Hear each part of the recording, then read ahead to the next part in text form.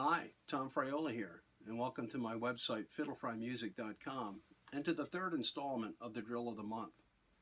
Today I'd like to discuss both meter and time signature manipulation as it relates to slow blues, or as it is often called, the blues ballad. This slow form of blues, often counted and written in a 4/4 meter or time signature, is most often performed with 3 triplet eighth notes subdividing and replacing the original quarter note beat. This change, which is predominantly the responsibility of the bass player and the drummer, gives the rhythm much more of a swing type of feel. But from a music theory perspective, this alteration can constitute a change of meter and time signature, specifically to the quadruple compound meter of 12/8.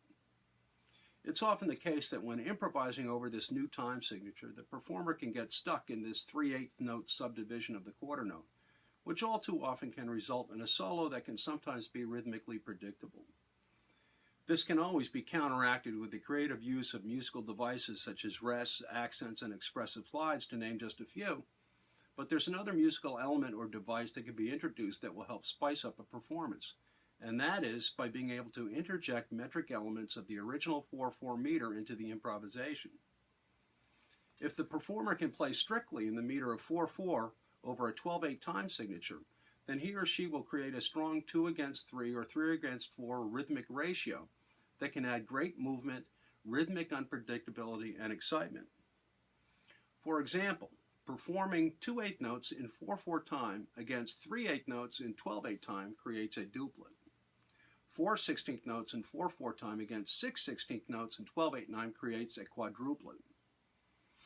And 8/32 notes in 4/4 time against 12/32 notes in 12/8 time creates an octuplet.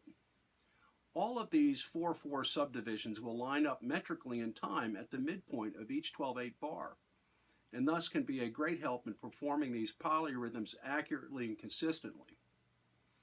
I will now play a few melodic examples of these juxtaposed rhythms from a rhythm study etude that is composed within the context of a 12/8 bar blues accompaniment in 12/8 time.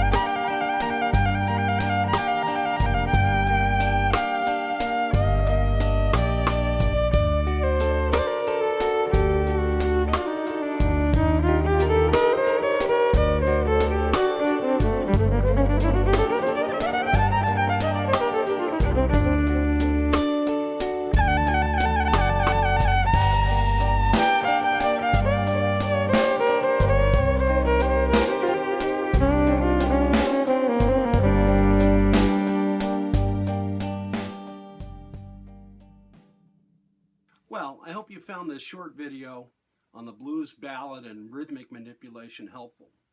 And be sure to check out this video's companion on my YouTube channel, Acoustic Electric Violin Blues Ballad, where many of these rhythmic examples are performed.